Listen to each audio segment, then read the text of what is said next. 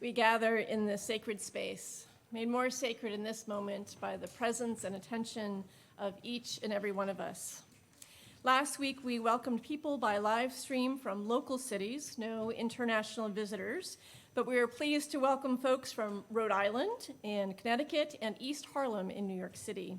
To our live streaming friends, regardless of where you may be logging on from, we are glad that you are here. In a spirit of welcome, those who are gathered here in the sanctuary, I invite you to turn towards the camera near the welcoming congregation banner and offer your welcome to our folks who are live streaming at home. And now those who are here in the sanctuary, let's turn and greet one another.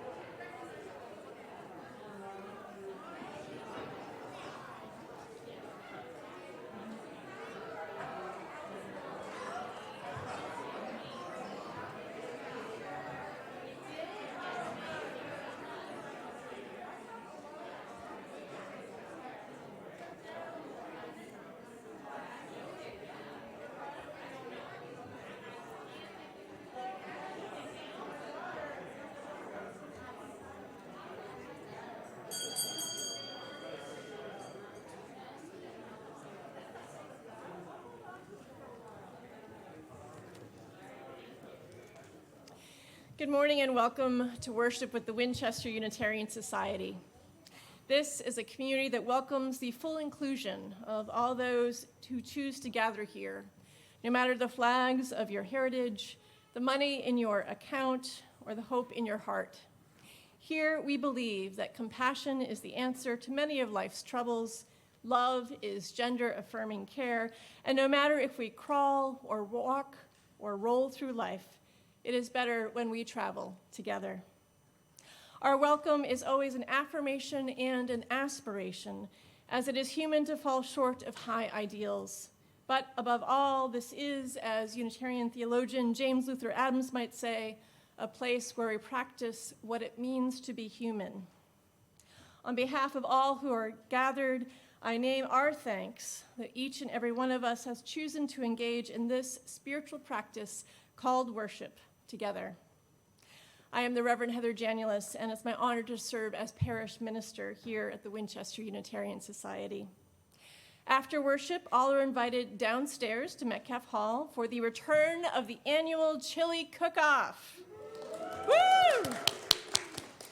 This is also a fundraiser for our youth group's service trip. If chili is not your thing, our cook-off also includes mac and cheese. There'll be something for every taste and dietary need, so please come and please come hungry. On behalf of our congregation, I'm delighted to welcome back into our chancel the Reverend Mary Margaret Earl, Senior Minister and Executive Director of the Unitarian Universalist Urban Ministry in nearby Roxbury. Reverend Earl will be leading today's service. Last week, we explored the idea of spiritual community as a place to learn justice making within ourselves, within our walls, and out in the world.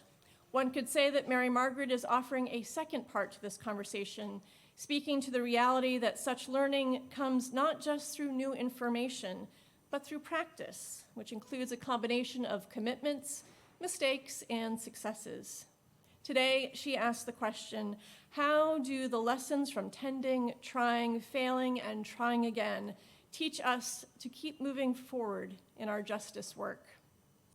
The Reverend Mary Margaret Earl has served as Executive Director and Senior Minister of the Unitarian Universalist Urban Ministry for 8 years.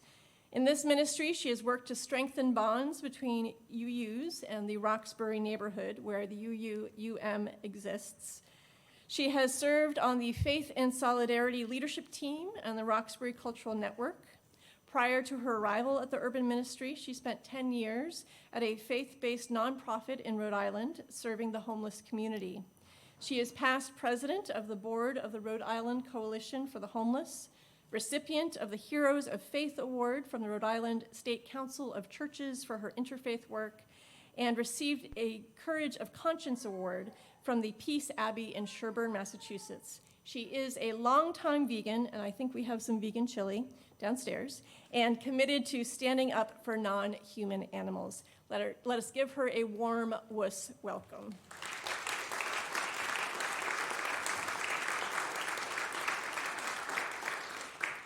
And let us open our hearts and minds to the spirit of worship with her words.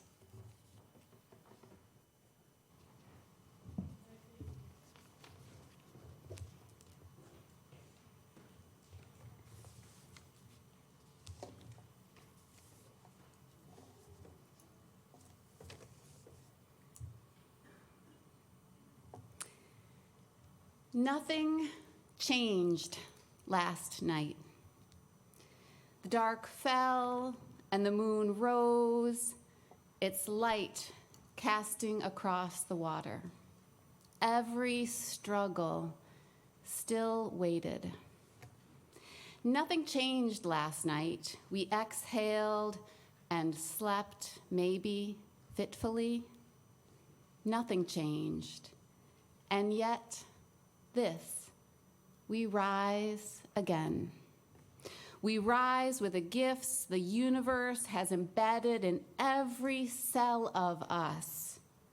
Gifts of song, of dance, of laughter, gifts of wisdom and strength and courage. Nothing changed last night, but a new day gives itself to our hearts, to our will, to this community, a day ready for us, needing us, welcoming us. Come, let us worship and begin again.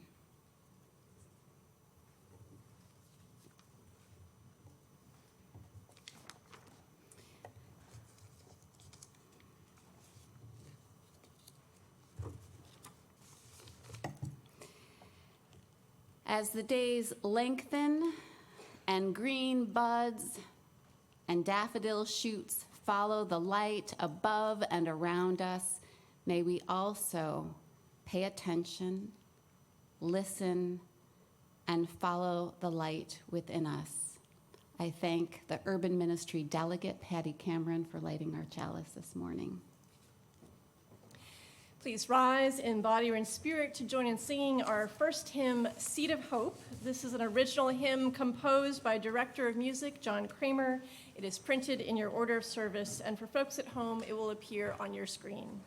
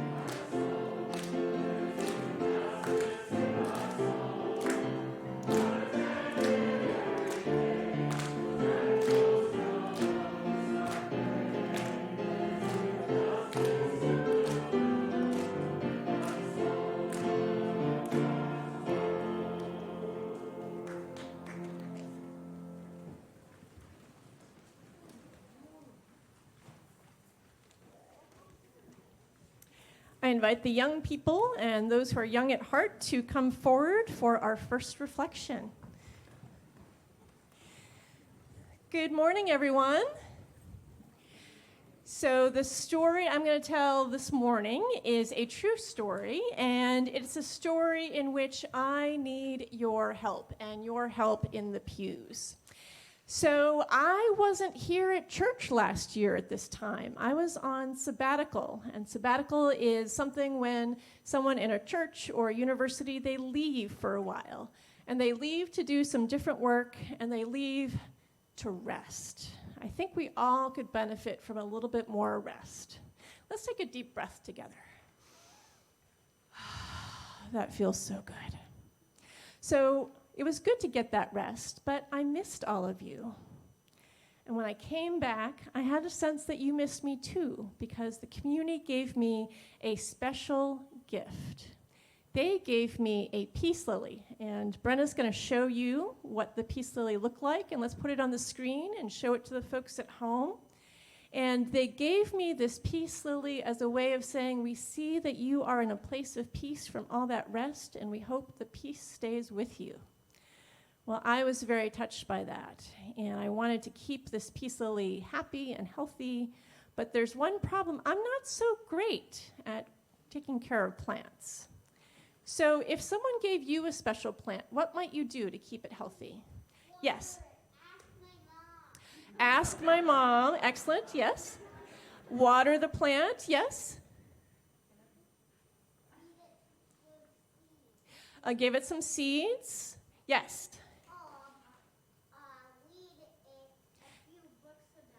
Read a few books about it. And Zara?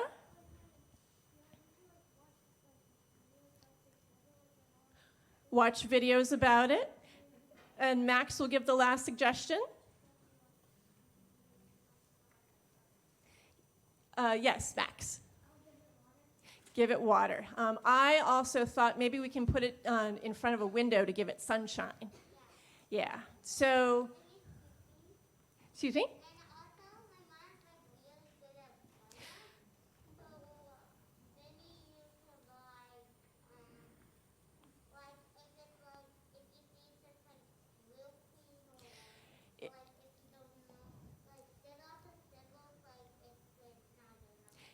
Yeah, if the plant's wilting, it's not a good sign. That is an excellent cue for Brenna to bring forward the plant in question, which there's good news and bad news about the plant. Can we put a photo of this plant up on the screen so people can see it better and see it at home? So the good news is that it's still alive, and most of it's green, but it has streaks of black in the leaves. And in general, like, black leaves is not a good sign. It is growing some new flowers. That's a good sign. But in general, it does not look the same. It's not as healthy. So maybe it needs some fertilizer. But I think you're onto something, because I'm now realizing that I did all the right things. I've given it water. I have put it by the window. I looked up some things on YouTube, and they say that peace lilies will turn black if they get too much water or too little water. So what are we going to do? So I think, maybe talking to your mom who's good at plants, that's an excellent idea. Maybe reading some books, watching more videos. Let's listen and see what the plant can tell us. Even listening doesn't give us a lot of information. But at the very least, I think I need to pay better attention to my plant, because I don't want just my plant to survive. I want it to thrive. I want us to be partners. So there's one more thing that you all can do. We talked about water, we talked about light, we talked about fertilizer, we talked about getting help, we talked about doing research, but we haven't talked about prayer. So what if you and everyone in the pews had a prayer for my plant? And the best way to do this is if at the count of 3, we all shouted, "Keep peace alive." Ready? 1, 2, 3. Keep peace alive. Thank you. And so I invite our folks in the pews to sing the children to their RE classes.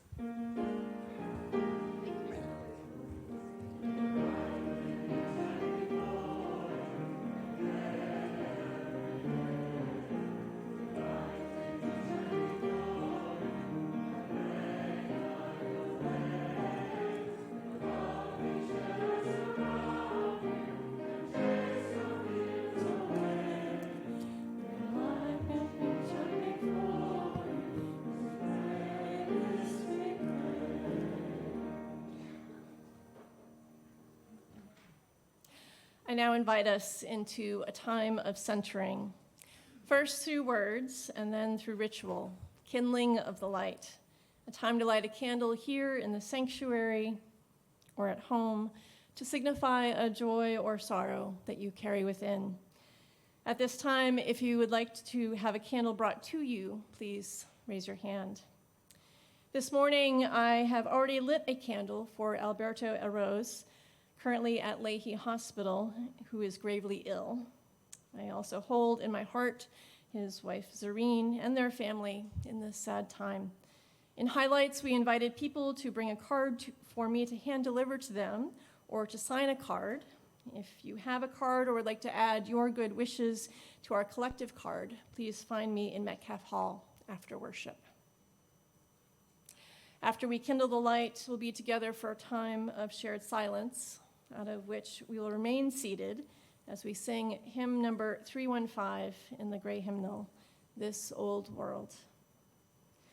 Let us begin with a meditation led by Mary Margaret.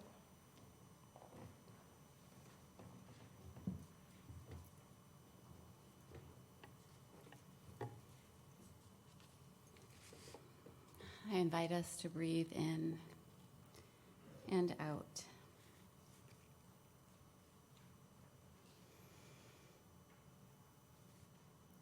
Creative Spirit, at work in every nook and cranny of our earth, and every nook and cranny of our hearts, we center in you now. In this in-between time when the ground is covered still in last season's leaves, not yet full blooming with next season's growth, we learn to wait, to be, to inhale, to exhale, to count as precious this breath and this and this, and enter into this full, perfect moment. Let us now kindle this light.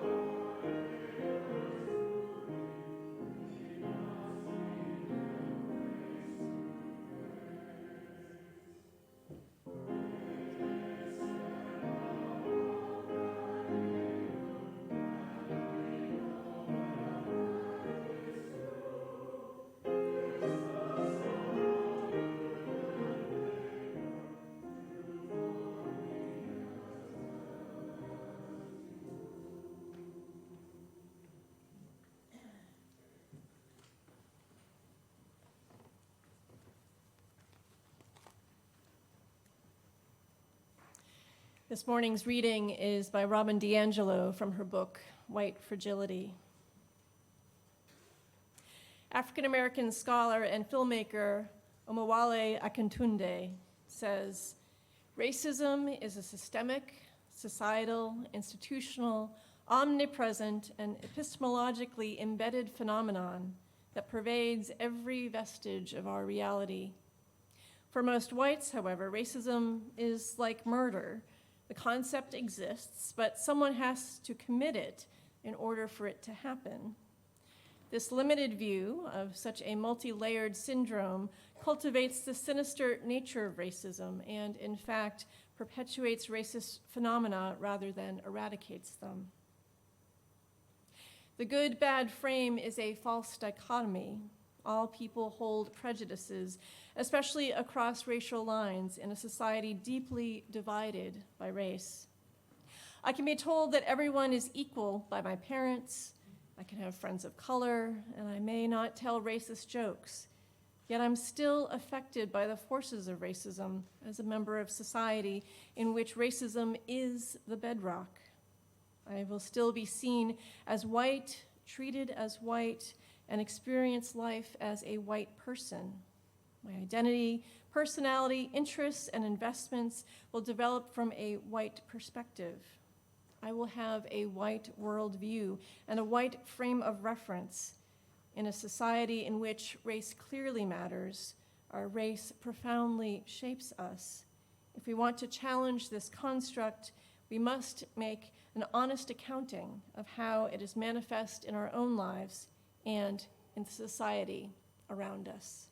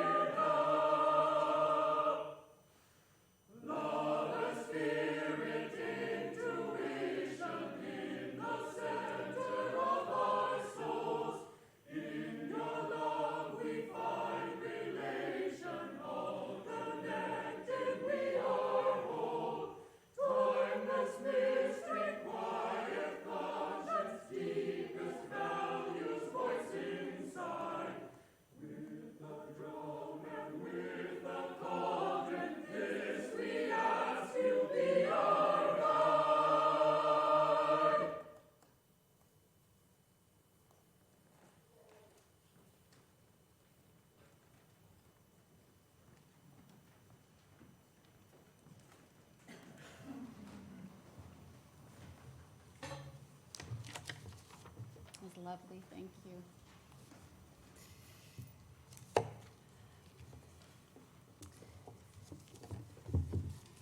So, good morning again. Good morning. It is lovely to be back in Winchester today. A big thank you to my good colleague, the Reverend Heather, for inviting me back and for all her patient coordination for today's service. And thank you to John Kramer for bringing the service more fully to life with music. This, I think, is my first visit here, certainly since the pandemic began, but even it seems like it's been a little while, so it's good to be able to be here in person to update you on the work of the urban ministry, and also to thank you for all the ways you have supported us.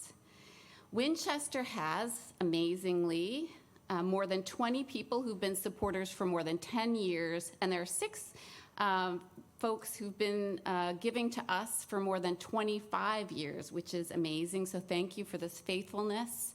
And Winchester is a congregation that also supports us each year with a grant for which we are very grateful, so thank you.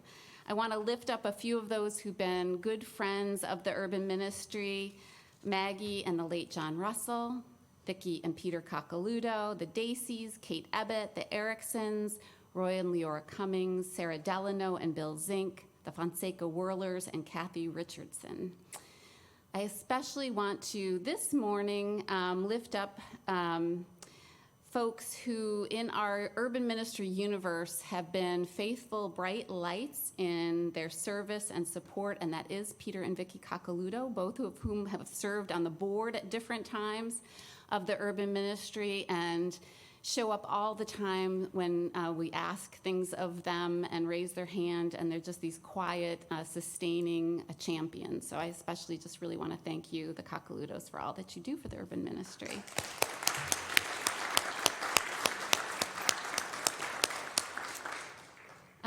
If after the service you are interested in learning more about the work of the urban ministry, my colleague Annie Stubbs is here. I don't know if Vinny is here, but I also will lift up that the delegates to the urban ministry from Winchester are Reverend Heather, Patty Cameron, and Gordy McIntosh. So you can also ask questions of them if you're interested.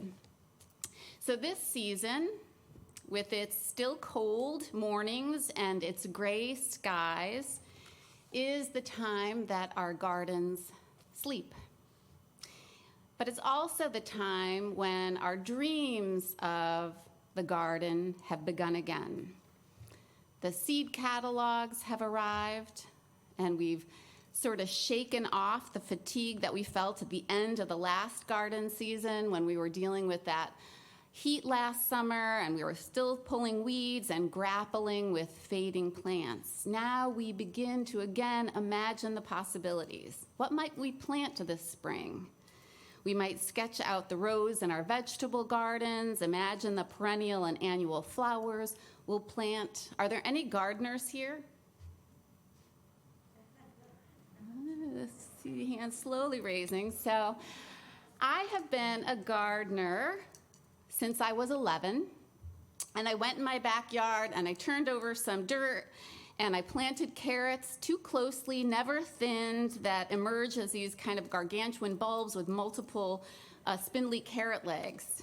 And I've continued over many years to dig in the soil, plant seeds, grow vegetables, always a somewhat impatient and impulsive gardener. Are there any impatient and impulsive gardeners? Yes, I feel you. So last winter, I decided to slow down and deepen my gardening practice, and I enrolled in a master gardening certification program. And I'd be lying if I said I wasn't secretly drawn to the idea of becoming a master gardener, an expert holding impressive knowledge beyond that of ordinary gardeners.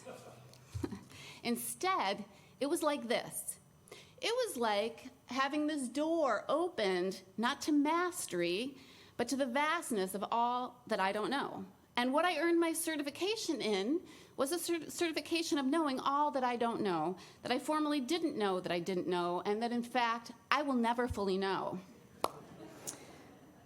Instead of tips on fertilizing tomatoes was this world of what it means to tend to the earth right around me, from the value of native plants to the danger of invasive species to how rain will flow off our roofs and through the gutter spouts, and if it flows onto a paved surface, will go into the stormwater and pollute the bay. The thing that I most clearly learned in my master gardening course is that if master gardener means being an expert, then I will never be one. I will always be learning and failing and trying again. And that is just what it feels like in my work at the Urban Ministry. That is just what it feels like to begin the work of racial justice, to begin a journey that shows me far more than I ever imagined, that I will never be an expert in, and that is more essential than I once understood. And so it is good to be here with you this morning to share my journey with you. Winchester is one of 46 Unitarian Universalist congregations around Greater Boston that are members of the Unitarian Universalist Urban Ministry. And we are a 190-year-old nonprofit founded by the Reverend Joseph Tuckerman, a Unitarian minister. Reverend Tuckerman was committed to listening to those who were oppressed and to educating privileged Bostonians about poverty and the injustice that created that poverty. He became known as a father of modern social work. He merged the justice work of several Unitarian congregations, and the Urban Ministries member congregations have been central to its work since. Over time, we've done many things. We've built elder housing, created an Asian-appropriate food pantry, had a free legal clinic. In 1976, one of the Urban Ministries member congregations, First Church in Roxbury, folded. The church had been founded in Roxbury in the 1600s by the Puritans, and the congregation had worshiped there through the centuries. Roxbury in time became an affluent white Boston suburb. But by the 1970s, the urban and suburban landscapes were changing, and Roxbury had become the heart of Boston's African American community. Throughout the decades in Boston, government-sanctioned covenant restrictions, redlining, and racist FHA and HUD policies had sparked an exodus of white people from city to suburbs, while African Americans could only find housing in neighborhoods like Roxbury, where the housing stock was older, where banks refused home improvement loans, and where the government had disinvested. In that context, the congregation of First Church Roxbury dwindled. So First Church Roxbury's last members decided to close, and they bequeathed their property and historic buildings, Boston's oldest surviving wood frame church building and a nearby parish hall on an abundant green space overlooking the Boston skyline, to us. And that's where I arrived 8 years ago. Our programs were a domestic violence shelter, youth programming, and weekend activities for young children. But beneath that array of programs pulsed something else. It was the work of confronting racism in Greater Boston. Our location cried out for it. That wasn't what I signed up for, though. On my first week at work, the killers of Michael Brown were not indicted. You may remember that Michael Brown was an 18-year-old African-American youth shot and killed by police in Ferguson, Missouri in 2014. That week, the staff of the Urban Ministry asked me to make a public statement on the death of Michael Brown and on the fact that the officers who killed him were not held accountable. I sat in my office that evening, nervous. I lit a candle, I breathed. That was my moment of vulnerability and uncertainty. I didn't want to make a statement because I was new, and I didn't know what to think about the killing of Michael Brown, and I didn't know how to talk about racism, and that wasn't the work that I had come to do. I had come to run programs to help people. That's what I came to do. But what I was called to do was a whole other matter. The urban ministry was given an extraordinary gift of location, one that we are called to live into. We are grounded in this amazing community of Roxbury. Its story tells the national story of racism, urban renewal, and segregation. And it also tells the story of resilience, Black community organizing and resistance, and cultural richness. And we are encircled by communities and neighborhoods also shaped by racism in reverse, shaped by policies that have given benefit to people who are white, policies that have kept these neighborhoods white by design, and that have UU congregations in the center of them, congregations who are called to dismantle racism and have the power to make change. This is an extraordinary opportunity for our faith to do the work of dismantling racism and real justice. Over time, this work at the intersection of communities has cured me of my reluctance to deal with race. I learn daily about the history of racism and how racism is foundational in this country and that it shows up in every single system. It is the root cause of enormous suffering, from the racial wealth gap to health disparities to the heart of the prison industrial complex, to the reason why our communities are so segregated. Here are a few of the measures of the impact of racism from the Brookings Institute. 1 in 3 Black men born in 2001 will spend time in prison in their lifetime. According to the Prison Policy Initiative, the juvenile justice system confines Black youth at 4 times the rate of white youth.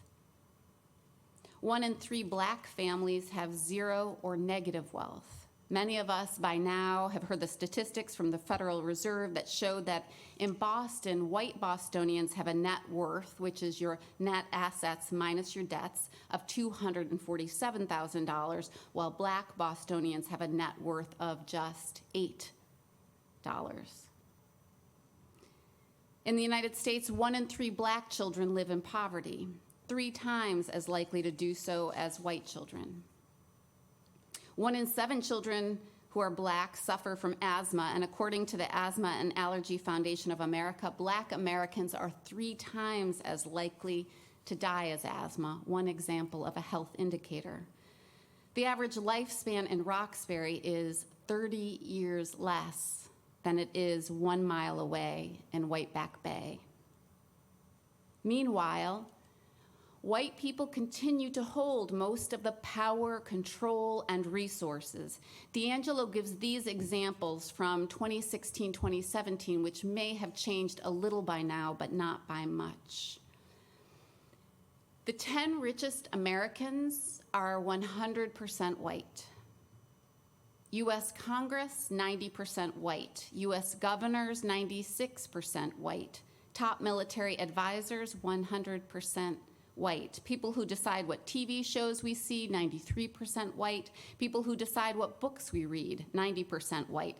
People who decide what news is covered, 85% white. Teachers, 82% white. Full-time college professors, 84% white. This is the world that we move in, where white people hold power and control of systems that still benefit and reflect us and that disadvantage Black Americans. About 2 years ago, the Urban Ministry adopted a new mission that faced that reality. We committed to dismantle racism and white supremacy culture and to advance racial, economic, and social justice. We know that we alone won't dismantle racism in Greater Boston, but we can use our strengths to make change in Greater Boston. Since adopting this new mission, we have been wrestling with how to now live into it, what programs and work to change, to begin, to reshape. It is hard and messy work. It takes trying and learning and rolling up our sleeves. And lessons from the garden are those that I carry into this work too. Here are my lessons from the garden. Lesson 1, test the soil. That is, what is in this soil? What is our history? What is beneath our feet? The urban ministry is committed to examining our history, the inherited history of the First Church Roxbury, and the history of the urban ministry. We engaged a researcher to look into the history of enslavers and the enslaved related to First Church Roxbury's congregation. He recently completed the first phase of his research, which showed a depth of enslavement related to the church with even its very first minister, an enslaver. Earlier this last month, we released a public report on it and gathered the community around us to hear it, and we are determining next steps to interpreting that history. I shared this morning the history of how we inherited our historic campus by white flight in 1976 because it's important that we name inheriting this space in the heart of Roxbury from a white congregation. That is part of our legacy. We need to look more closely at the urban ministry as an historically white organization, to look at our own stories and our own mistakes. We all need to do this work.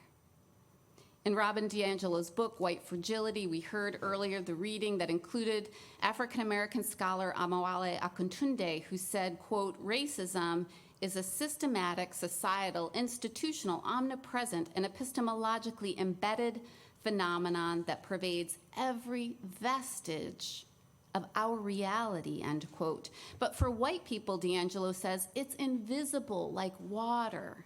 We see race that is something that is part of the Black community like Roxbury, but not necessarily as part of our white communities and histories.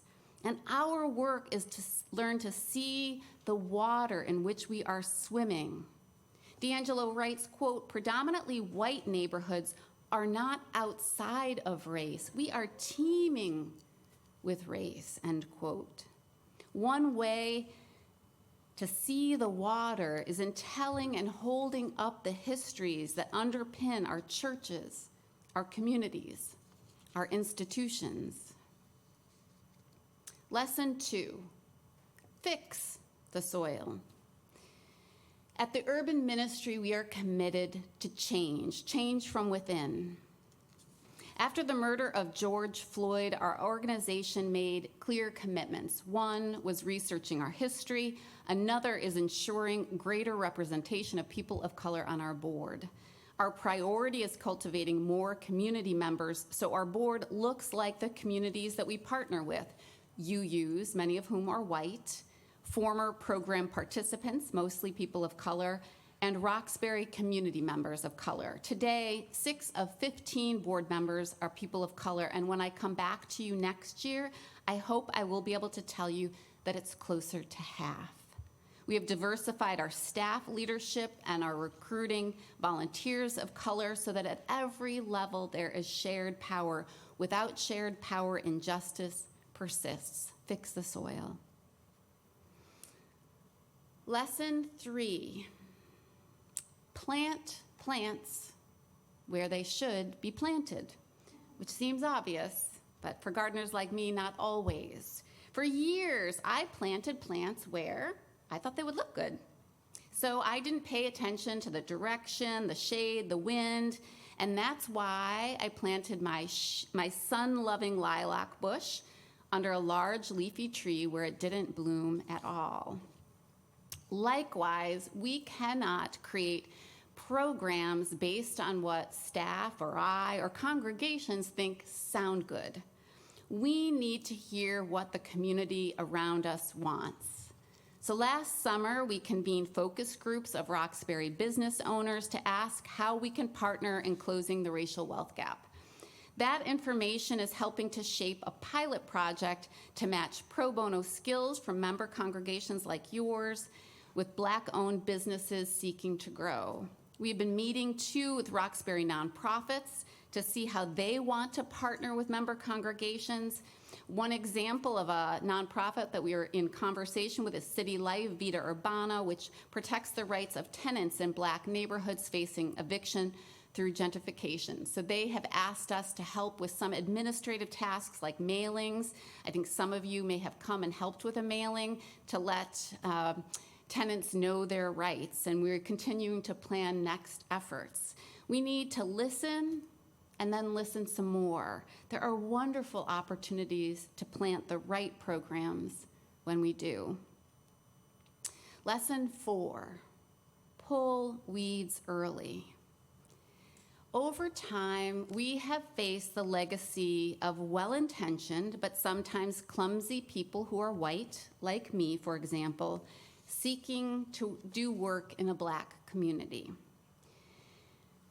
I once met with a supporter of the urban ministry who said in passing how much he liked his neighborhood in the suburbs and said how it was so safe, and also then offhandedly said that it's all white. And I was taken aback. I wasn't sure what he was trying to say, and I was so surprised and taken aback that I was just silent. I didn't ask him what did he mean. It's a silence that I regret. I could have asked, so what do you mean by that? And begun a conversation about how he tied safety to whiteness. But instead, I allowed that weed to grow. When I came to the urban ministry, staff of color shared stories like that with me. They echo still and are painful. We're committed to doing better. We've been building a more robust onboarding program for volunteers and staff, one that includes cultural competence training, an understanding of Roxbury's history, and the government-sanctioned reasons why our communities are so segregated. White people need to enter communities of color not to fix or help, but with a humility born of an understanding of how injustice was created by design. And we all need to learn how to give and receive hard feedback when we say and do things that perpetuate racism and hurt. Every gardener knows you need to pull weeds as soon as you see them, and they do not go away by ignoring them. And finally, lesson 5. Truly lasting gardens are not built in a day. When we adopted our new mission statement in the spring of 2021, it was the end of a multi-year journey. But this mission statement is the beginning of another long journey, and it will take more than my own lifetime to complete it. What matters is that we stay the course, learning, stumbling, trying, and committed. When George Floyd was killed, so many of us flooded the streets to protest. We must ensure this commitment isn't a fad or a trend that we tire of. Our eyes have been opened. May they remain so. Last summer, after I'd had my Master Gardener course, I again grew tomatoes, and I don't know if it was the heat and the drought of last summer, but most of my crop was ruined. It was discouraging. But that failure was an opportunity to learn more. I learned how to improve my soil for this season. In gardening, you need to take the long view. A beautiful garden isn't built in a season. It will take years to learn and do and redo, years of letting things fill in and blossom, of reading and sharing and trying, of beginning again. The only real mistake is giving up. So I'm here this morning to invite you to deepen your work with us, to learn with us, to support us. This spring, we're rolling out our new walking tours to share the stories of Roxbury. Come in for a tour. We'll pilot in the year ahead the program to partner with Roxbury businesses. Sign up with Annie and share your expertise. We are again airing our community conversations, coming up on the last one of this season.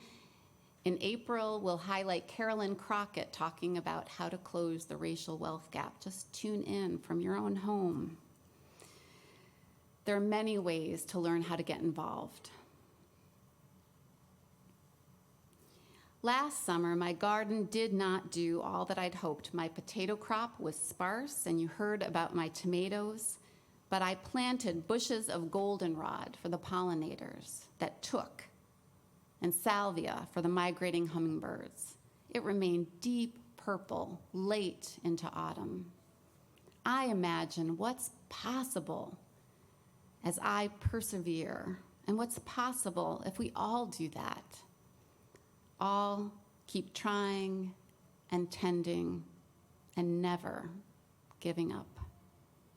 Amen, and may it be so.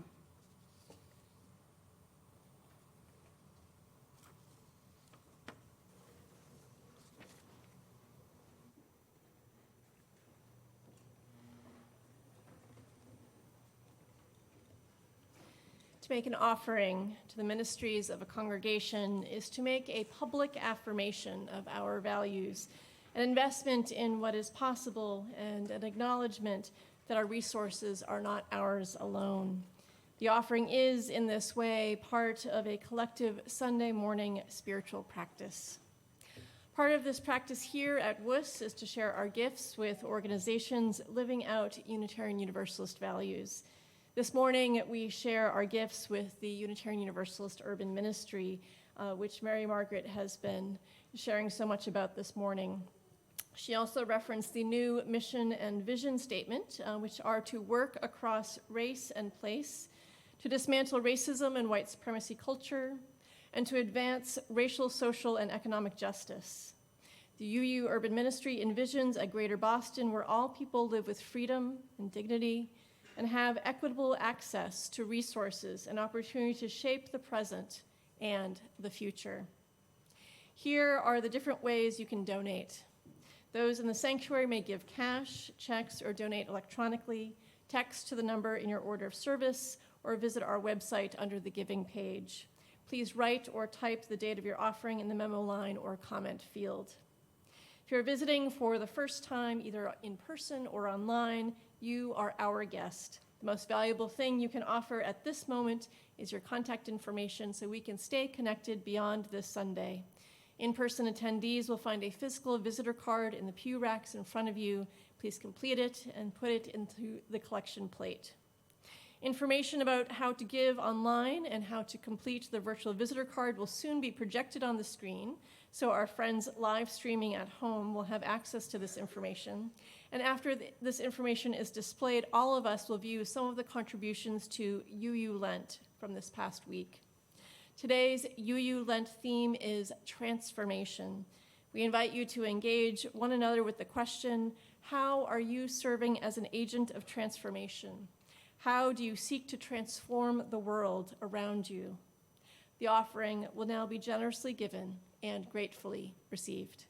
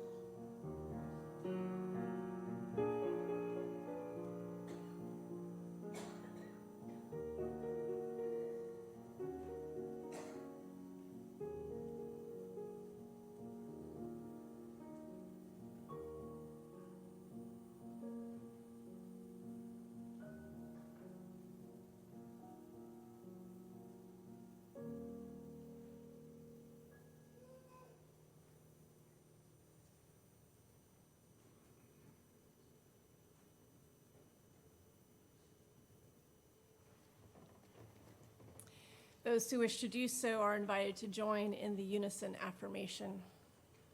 We gather not for ourselves alone, but to use our common power to build the beloved community within and beyond these walls. We create and reaffirm this covenant this day to make justice flourish, to practice compassion amidst difference, and to embody transformative love. Please rise in body or in spirit to join in singing hymn number 207 in the Gray Hymnal, Earth Was Given as a Garden.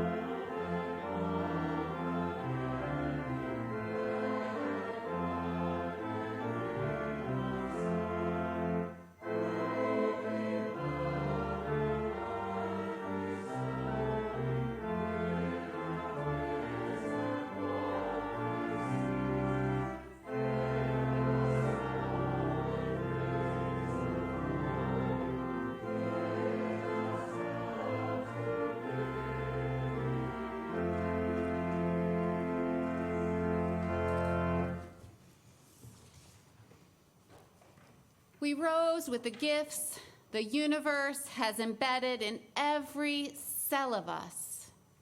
Gifts of song, of dance, of laughter, gifts of wisdom, of strength, of courage. Go forth, awake to your gifts, responding to life as it calls you forward. Go in peace.